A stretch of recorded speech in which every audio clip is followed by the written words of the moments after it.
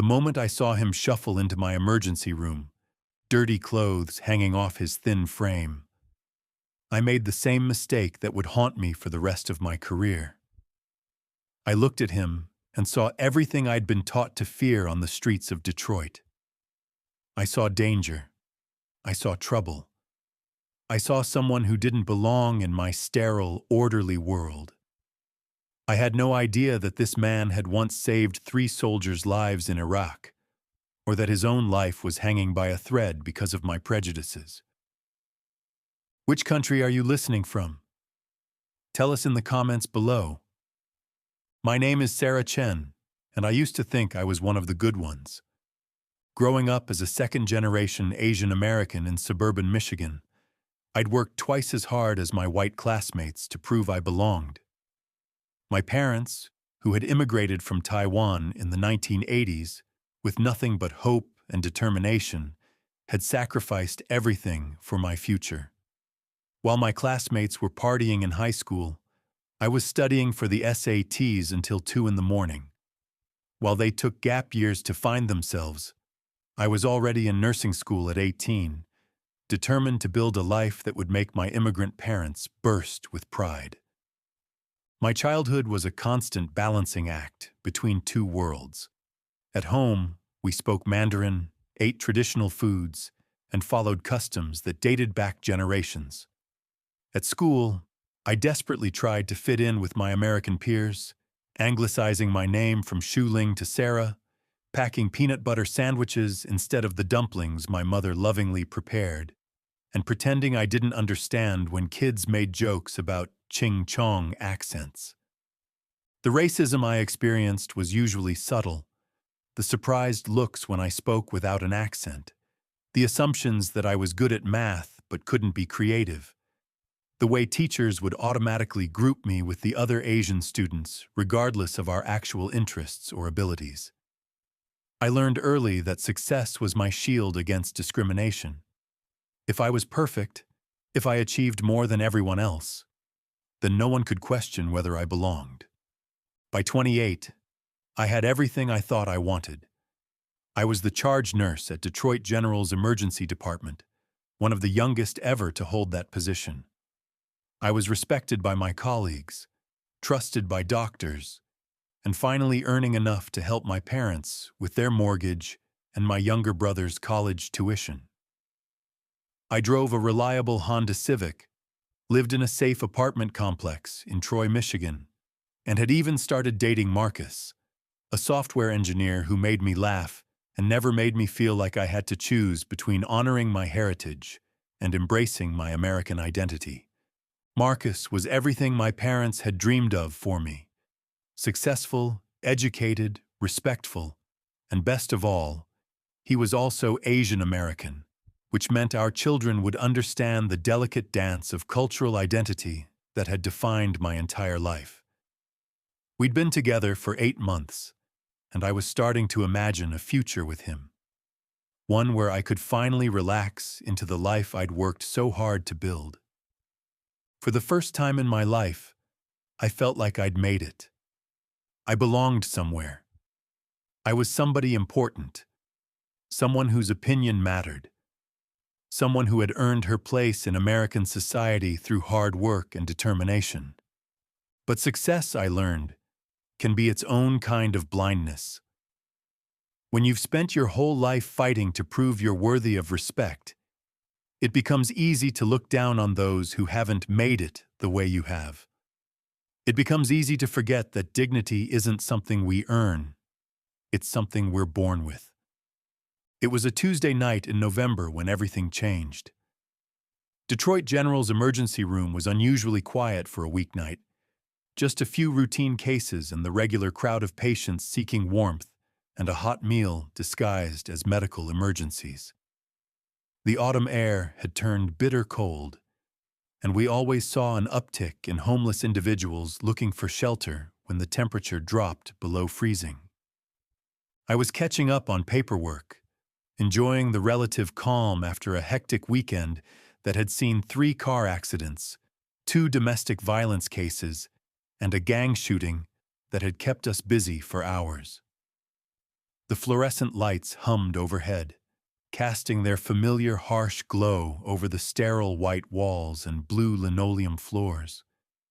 The smell of disinfectant mixed with the lingering aroma of coffee from the break room, creating the distinctive scent that had become as familiar to me as my own perfume. At 9:47 p.m., the automatic doors slid open with their familiar whoosh, and he walked in. He moved slowly, each step deliberate and careful, as if every movement caused him pain. Even from across the reception area, I could smell him. A mixture of unwashed clothes, cigarettes, stale sweat, and something else I couldn't identify, but that immediately put me on guard. His dark skin was weathered and scarred, his hair matted and unkempt beneath a dirty baseball cap. He wore a torn military jacket that had clearly seen better decades. The olive green fabric faded and stained, with patches sewn on haphazardly. His jeans were ripped at the knees, not fashionably, but from wear and need, and his boots were held together with duct tape and prayers. "Great," I muttered under my breath to Melissa, the night receptionist, a young woman fresh out of college who was working the job to pay off student loans while she figured out what she really wanted to do with her life. Another one looking for a warm place to sleep. Melissa glanced up from her computer screen and nodded knowingly. We'd developed a kind of shorthand over the months we'd worked together, an unspoken understanding about the different types of patients who came through our doors. There were the genuine emergencies, heart attacks, strokes, accidents that required immediate intervention. There were the worried parents with sick children, the elderly with mysterious symptoms, the working people who couldn't afford to take time off during the day. And then there were the others, the homeless, the addicted, the mentally ill, who used the emergency room as their primary care physician because they had nowhere else to go. The man approached the desk hesitantly, his eyes darting around nervously as if he expected to be turned away at any moment. When he spoke, his voice was so quiet that Melissa had to lean forward to hear him, her blonde ponytail swinging as she tilted her head. I need to see someone," he said, his words careful and measured. "My chest. It hurts real bad. Been hurting for days now." I watched from my station as Melissa handed him the standard intake forms clipped to a blue plastic clipboard. He stared at them for a long moment, his weathered hands trembling slightly as he held the papers. Then he looked back up at her, and I saw something in his expression that I couldn't quite identify. Was it embarrassment? Shame? Could you help me with these?" he asked, his voice barely above a whisper. "I can't. My hands shake too much to write good." Melissa glanced over at me, and I saw my own thoughts reflected in her expression. Another homeless person trying to game the system. Another person who'd probably been drinking or using drugs, now looking for a free ride and maybe some pain medication to sell on the street. It was a story we'd seen dozens of times. People who claimed they couldn't read or write because they thought it would get them seen faster or generate more sympathy. "Just get him through triage," I told her quietly, my voice low enough that the man couldn't hear. "Check his vitals and we'll see what we're dealing with." When it was my turn to assess him in the small triage room, I put on my professional mask. The calm, competent demeanor I'd perfected over years of dealing with difficult patients. I dealt with hundreds of homeless patients over the years. Most were harmless, just looking for a meal and a warm bed. Some were genuinely sick and needed help. But others were unpredictable, especially if they were under the influence of alcohol or drugs, and I'd learned to be cautious. The triage room was small and cramped, with barely enough space for the examination table a rolling stool, and a small desk with a computer. The walls were painted the same institutional beige as the rest of the hospital, broken only by a few mandatory posters about hand hygiene and patient rights. I gestured for him to sit on the examination table, the paper crinkling under his weight as he settled himself carefully. "Name?" I asked, not looking up from my clipboard as I prepared to fill out his assessment form. "James Washington," he replied, his voice still barely above a whisper. "Date of birth?" "March 15th, 1965. I glanced up, surprised. He looked much older than 57, his face lined and weathered far beyond his years. His skin had the grayish pallor of someone who spent too much time outdoors in harsh weather, and his eyes held a tired resignation that spoke of years of disappointment and hardship. "Address?" I continued, though I already knew what the answer would be. "Don't have one right now," he said, looking down at his hands. "Been staying at the shelter when there's space, or wherever I can find." I made a note on his chart and continued with the standard questions. "What brings you in tonight, Mr. Washington?" He pressed his hand to his chest, wincing slightly as he did so. "Been having chest pains for about a week now, getting worse every day. And I've been having trouble breathing when I walk. Even just walking across the street leaves me winded." It was a standard presentation for someone looking to get admitted overnight, I thought cynically. Chest pain was the golden ticket. Hospitals couldn't legally turn you away if you complained of cardiac symptoms, and everyone on the street knew it. The fact that "What's his medical history?" Dr. Martinez asked urgently as nurses hooked James up to monitors. The machines immediately began their urgent chorus of beeps and alarms. "Homeless male, 57 years old, possible drug-seeking behavior, no significant medical history reported." I rattled off automatically, repeating the assessment I'd made hours earlier. The monitors told a different story. James's heart rhythm was dangerously irregular, jumping erratically across the screen. His oxygen saturation was dropping rapidly, and his blood pressure was spiking to dangerous levels. "This isn't drug-seeking," Dr. Martinez said grimly, her hands flying over James's chest as she listened with her stethoscope. "We're looking at acute coronary syndrome, possibly a massive MI. Get me cardiology, stat, and prep him for immediate intervention." As the trauma team worked to stabilize James, starting IVs, administering medications, preparing for emergency procedures, I knelt down to collect the scattered papers from his chart. Among the intake forms and insurance paperwork, my hands closed around something that made my blood freeze. It was a photocopy of a military discharge document, partially visible beneath the standard hospital forms. But it wasn't just any discharge. It was a DD-214 form, the official military discharge document, and across the top, I could see commendations listed in official military typography. With shaking hands, I picked up the paper and read the details that would change everything. Bronze Star Medal with V device for valor in combat. Purple Heart Medal, Combat Infantry Badge, Army Commendation Medal, Service, United States, Army 82nd Airborne Division, Rank at Discharge, Staff Sergeant.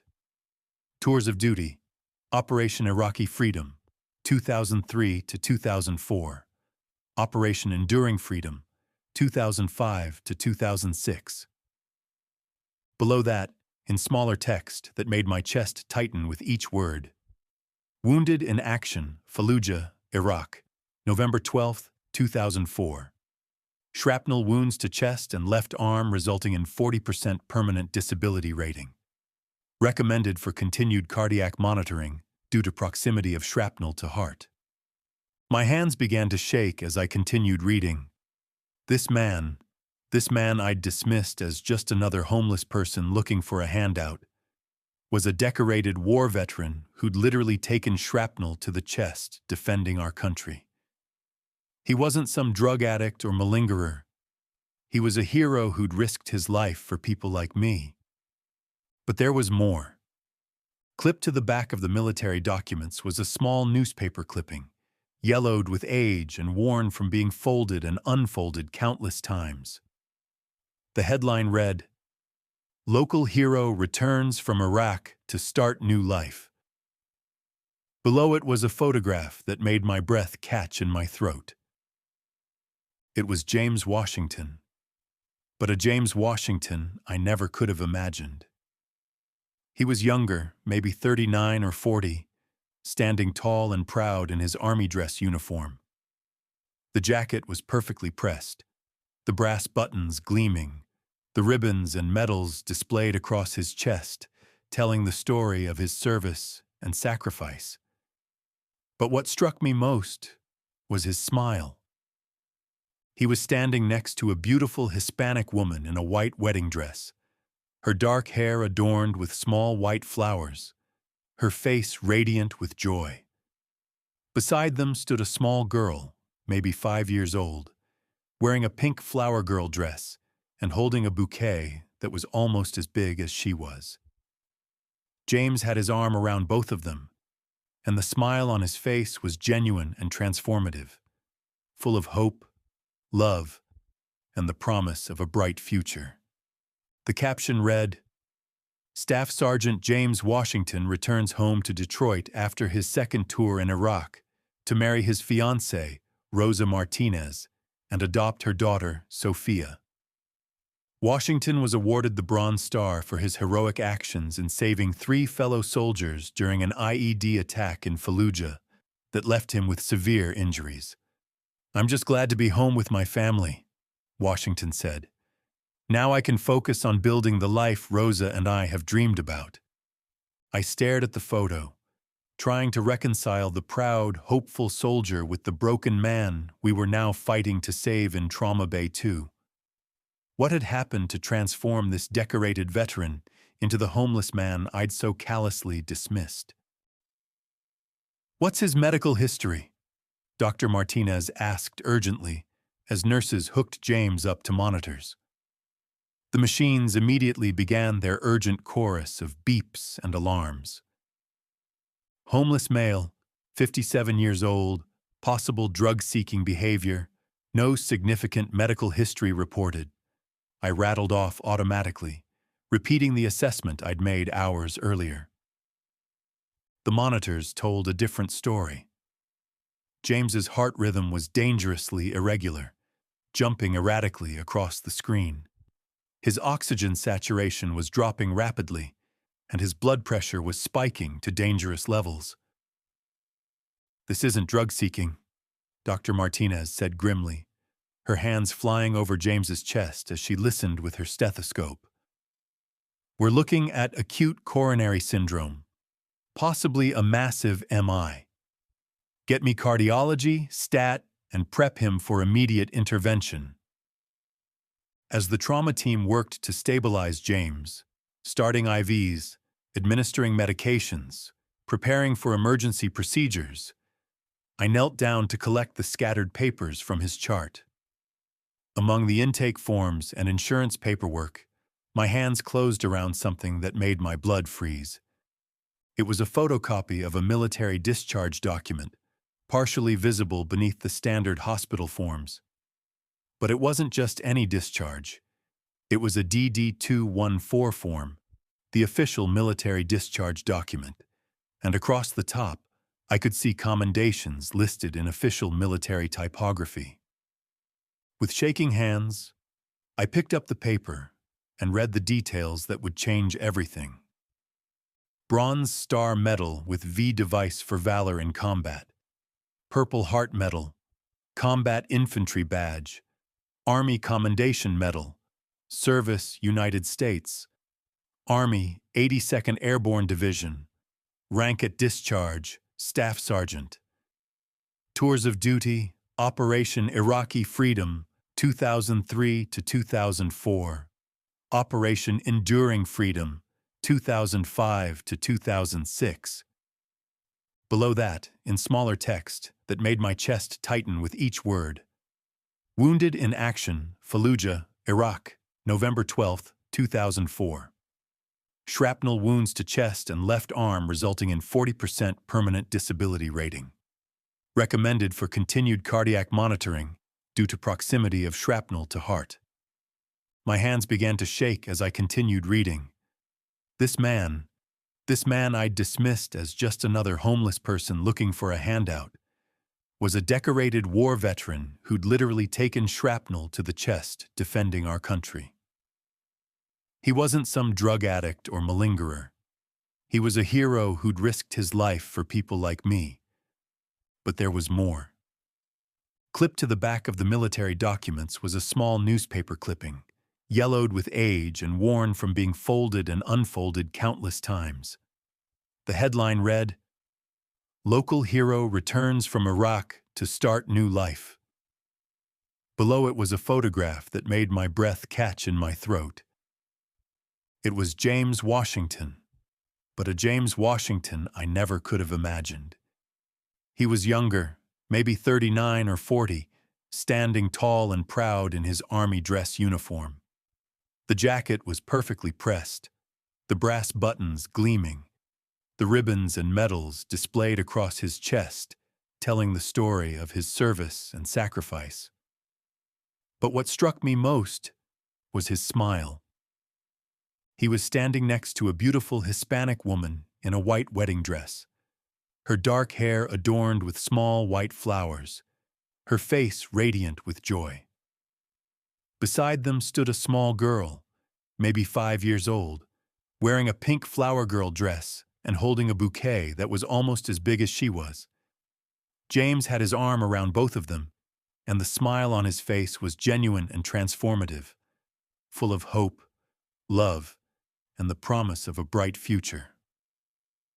The caption read, "Staff Sergeant James Washington returns home to Detroit after his second tour in Iraq to marry his fiancée, Rosa Martinez, and adopt her daughter, Sophia."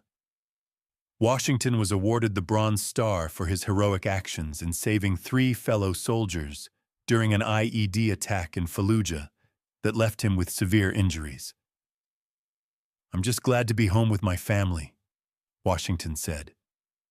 "Now I can focus on building the life Rosa and I have dreamed about." I stared at the photo, trying to reconcile the proud, hopeful soldier with the broken man we were now fighting to save in Trauma Bay 2. What had happened to transform this decorated veteran into the homeless man I'd so callously dismissed?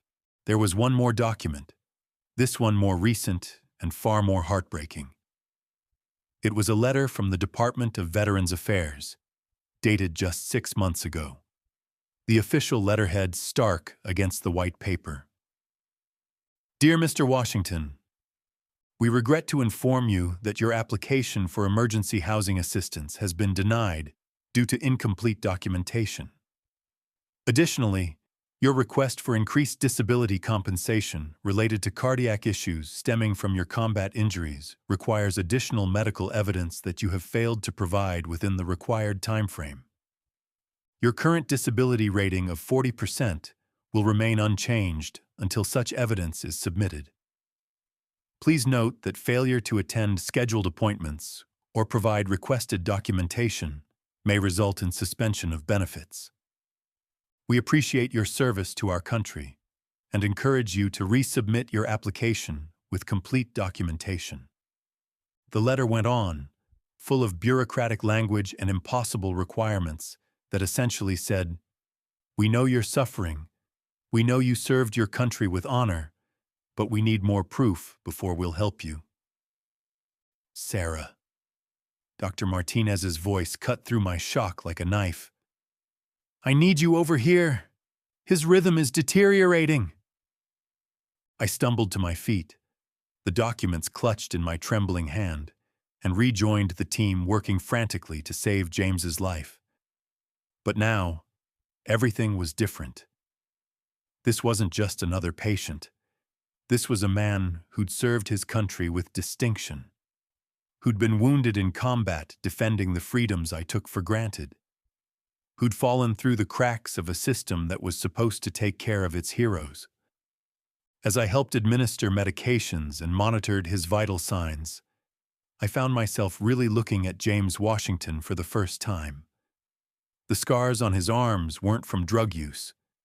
They were surgical scars, probably from treating his combat wounds. The way he'd moved so carefully when he walked in wasn't the shuffle of someone high or drunk. It was the gait of someone living with chronic pain from shrapnel still lodged near his heart. And those eyes that had made me so uncomfortable, they weren't the eyes of someone trying to con the system. They were the eyes of someone who'd seen the horrors of war, who'd lost everything that mattered to him, and who'd finally reached the point where pride couldn't keep him from asking for help. "We've got him stabilized," Dr. Martinez announced, after what felt like hours but was probably only 30 minutes of intensive intervention. "He's had a significant cardiac event. Looks like a massive myocardial infarction triggered by underlying coronary artery disease, probably exacerbated by stress and his untreated combat injuries. But he's going to make it. Sarah, can you get him prepped for transfer to the cardiac ICU?"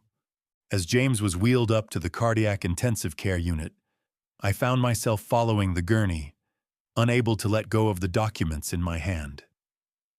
The elevator ride felt eternal, the soft ding of each floor a countdown to a reckoning I wasn't prepared for. When we reached the ICU and James was settled into his room, a private space filled with monitors and machines that would keep his damaged heart beating, I pulled up a chair beside his bed. The cardiac ICU was quieter than the emergency room, the lighting softer, the atmosphere more contemplative. Through the window, I could see the first hints of dawn beginning to lighten the Detroit skyline. James was conscious now, though groggy from the medications that were keeping his heart rhythm stable and his pain manageable. When he saw me sitting beside his bed, he tried to speak, his voice barely a whisper through the oxygen mask.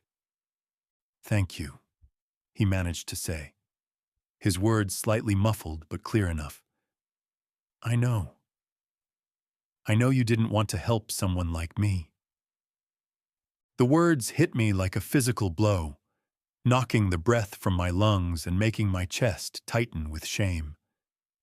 "Mr. Washington, It's okay," he said softly, reaching up to adjust his oxygen mask so he could speak more clearly. "I'm used to it. Ever since I came back, ever since Rosa died and I lost the house, people look at me different, like I'm not human anymore." I felt tears building in my eyes, hot and stinging with the weight of my guilt. "I found these," I said, holding up his military documents with shaking hands. "I'm so sorry. I didn't know. I should have." He looked at the papers and smiled sadly, a ghost of the radiant smile from his wedding photo. "Would it have mattered? If you'd known?" The question hung in the air between us like a challenge, and I realized that it cut to the heart of everything that was wrong, not just with me, but with how we treat people we deem unworthy of our compassion. The question forced me to confront an uncomfortable truth.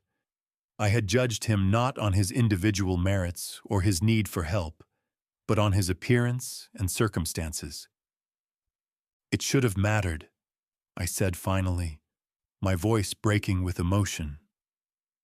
"But more than that, you should have mattered regardless. You shouldn't have had to prove your worth with medals and service records to receive basic human decency."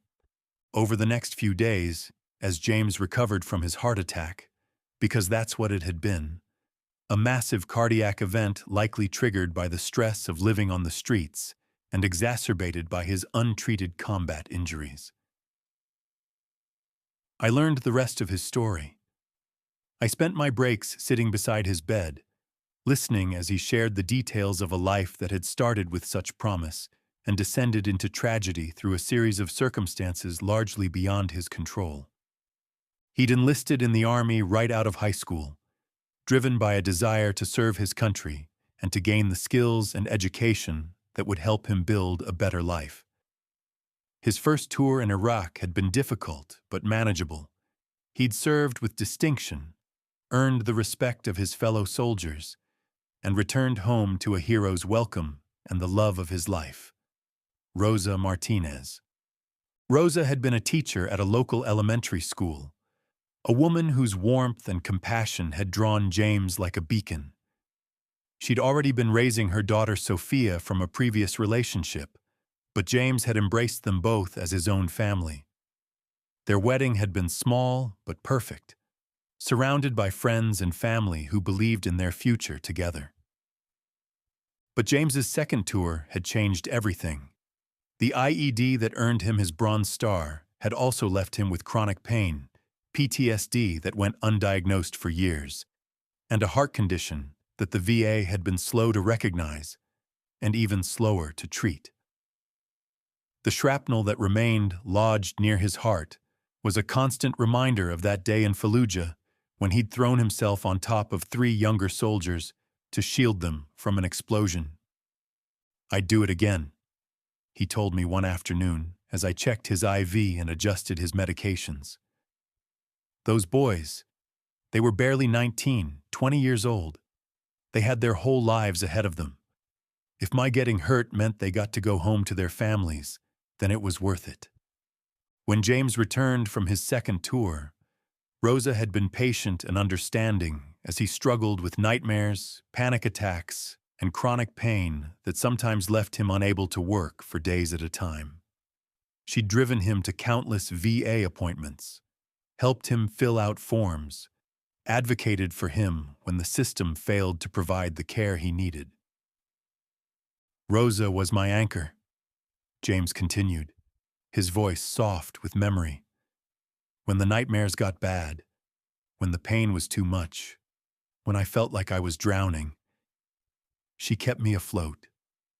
She never made me feel broken or damaged. She just loved me." For 3 years, they'd built a life together. James had used his GI benefits to study automotive repair, and he'd found work at a local garage. Rosa continued teaching, and together they'd saved money for a small house in a safe neighborhood where Sophia could grow up. They'd talked about having more children, about growing old together, about all the dreams that young couples share. Then, on a rainy Thursday evening in March 2009, everything fell apart. Rosa was driving home from a parent-teacher conference when a drunk driver ran a red light and slammed into her car. She died instantly, and with her died all of James's hopes for the future. "I fell apart," James admitted, his eyes distant as he relived the memories. "Completely fell apart. I couldn't eat, couldn't sleep, couldn't work." Sophia went to live with Rosa's sister in California, which was the right thing. She needed stability. But losing both of them at once, it broke something in me that I didn't know how to fix. The grief had triggered a downward spiral that James couldn't stop. His untreated PTSD combined with his overwhelming loss had led to a depression so severe that he'd stopped going to work, stopped paying bills, stopped taking care of himself. The VA's bureaucratic maze had become impossible to navigate alone, and without Rosa's help and advocacy, James had fallen through the cracks of a system that was supposed to support him. "I tried to get help," he told me, his voice heavy with exhaustion. "But every office I went to, every form I filled out, they made me feel like I was begging, like I should be grateful for scraps instead of receiving what I'd earned through my service." The house had been the first thing to go, followed by his job, his car, and eventually his hope. The VA had promised help that never materialized. disability payments that were delayed for months while they processed his claims, and medical care that was always just out of reach due to missing paperwork or scheduling conflicts. The chest pain started getting really bad about 6 months ago, he continued. But every time I came to a hospital or clinic, I could see it in their eyes. They thought I was faking it, looking for drugs or trying to get a bed for the night. I guess I can't blame them. I know what I look like. Why didn't you tell them about your military service? I asked, though I thought I already knew the answer. He was quiet for a long moment, staring out the window at the Detroit skyline. Because I shouldn't have to, he said finally. My service doesn't make me more worthy of compassion than anyone else living on the streets. There are plenty of homeless folks who never wore a uniform, and they deserve to be treated with dignity too. His words stayed with me long after my shift ended. James Washington was discharged from the hospital a week later, but not to the streets. Word of his story had spread through the hospital like wildfire, and someone had connected him with a veterans service organization that specialized in helping homeless veterans navigate the VA system and find stable housing. Within a month, he had a small apartment in a transitional housing program and was finally receiving the comprehensive cardiac care he needed. But the real change wasn't in his circumstances. It was in me. I'd spent my entire life working to prove that I belonged, that I was worthy of respect and success in America. I'd believed that my hard work and achievements had earned me the right to judge others, to assume that those who hadn't made it must have failed through some personal shortcoming. I'd looked at James Washington and seen everything I'd been taught to fear and avoid, never imagining that he might have sacrificed more for this country than I ever had. The revelation of his service had shattered my assumptions, but it had also revealed a deeper truth. His military service wasn't what made him worthy of respect and compassion. His humanity was enough. Every person who walked through our emergency room doors deserved to be treated with dignity, regardless of their circumstances, their appearance, or their perceived social value. I started volunteering at a homeless shelter downtown, not as someone bringing charity to the deserving poor, but as someone trying to understand and see the full humanity in every person who walked through those doors. I discovered former teachers, artists, factory workers, mothers, fathers, people whose stories were as complex and worthy as my own. People who'd been reduced to a single dimension by a society that preferred simple narratives about success and failure. The woman sleeping in the corner had been a nurse like me until a car accident, and subsequent addiction to prescription painkillers had cost her everything. The man serving food had been a successful businessman until his company folded and he'd lost his house, his family, and his sense of purpose. The teenager huddled by the door had aged out of foster care with no family, no support system, and no skills to navigate the adult world. Each story reminded me that the line between us and them was far thinner than I'd ever imagined. I was just a few bad breaks, a medical emergency, a job loss, or a family tragedy away from being in their position. The only difference between James Washington and me was luck, circumstance, and the systems of support that had been available to us. I also spoke up when I saw other healthcare workers making the same assumptions I had made. When Jennifer made a snide comment about a patient's appearance, I pulled her aside and shared James's story. When Kevin suggested that someone was probably just drug-seeking, I reminded him that our job was to heal, not to judge. The change wasn't always popular. Some colleagues thought I'd gone soft, that I was being naive about the realities of emergency medicine. There were budget concerns and efficiency metrics to consider, they argued. We couldn't save everyone, and we certainly couldn't solve the complex social problems that brought people to our doors. But I'd learned something that my years of education and professional success hadn't taught me. The realities of emergency medicine include the reality that every person who walks through our doors is carrying a story we can't see, fighting battles we don't understand, hoping for compassion from people who hold their dignity in their hands.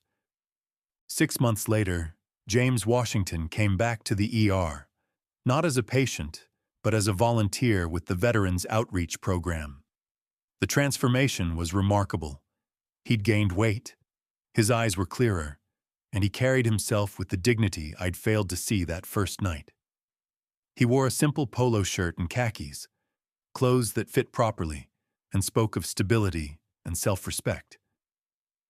"I wanted to thank you," he said when he found me during my break. "Not just for saving my life, but for seeing me, for really seeing me." "I should be thanking you," I replied, meaning every word. "You taught me something I should have learned a long time ago." "What's that?" "That compassion isn't something we should have to earn. It's something we owe each other, just for being human." He smiled then, the same genuine, transformative smile I'd seen in that old newspaper photo. And I realized that healing goes both ways. Yes, we'd helped save his life that night, but he'd saved something in me too. My capacity for empathy, my ability to see beyond. As I tell you this story today, 3 years have passed since James Washington first walked into our emergency room. He's now working full-time as a patient advocate, helping other veterans and homeless individuals navigate healthcare systems and access the services they need.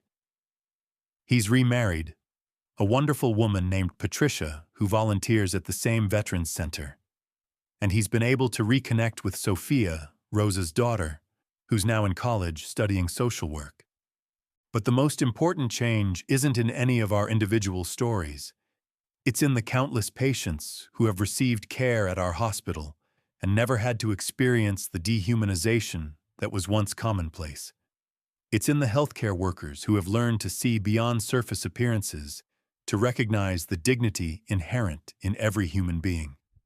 Every day, I'm reminded of the lesson James taught me without meaning to. The homeless teenager struggling with addiction deserves compassion.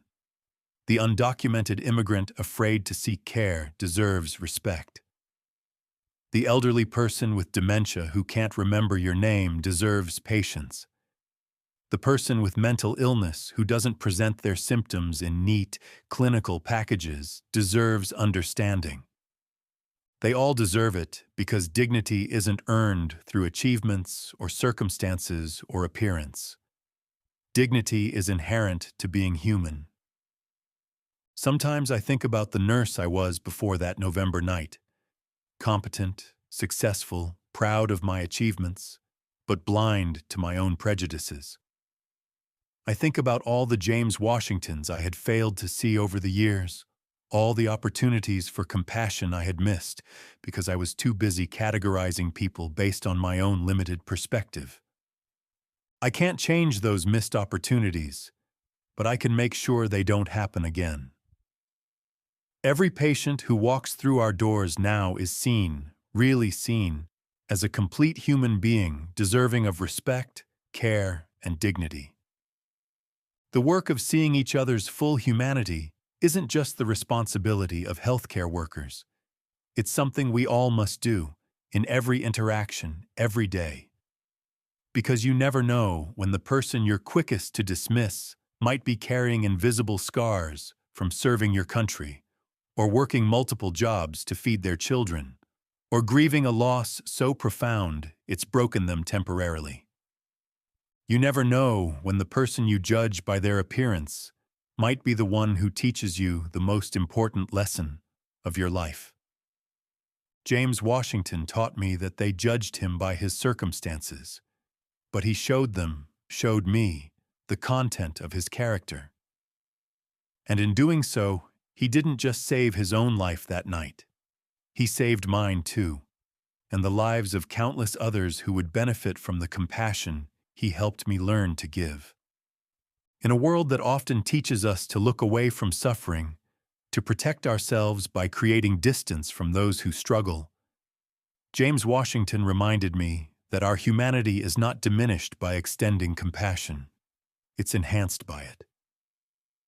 The next time you encounter someone society has taught you to fear, dismiss, or judge, remember this story. Remember that behind every face is a story you don't know, a struggle you haven't witnessed, a dignity that exists whether you choose to see it or not. And remember that in choosing to see, in choosing compassion over judgment, you might just discover that the person you thought needed saving was actually the one saving you.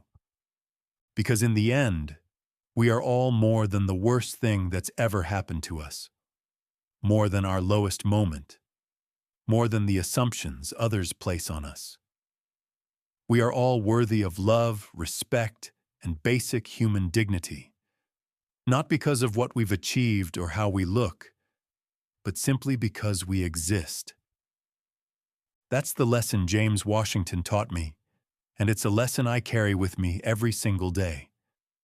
They judged him by his appearance. He showed them the strength of his soul, and in doing so, he reminded all of us what it truly means to be human.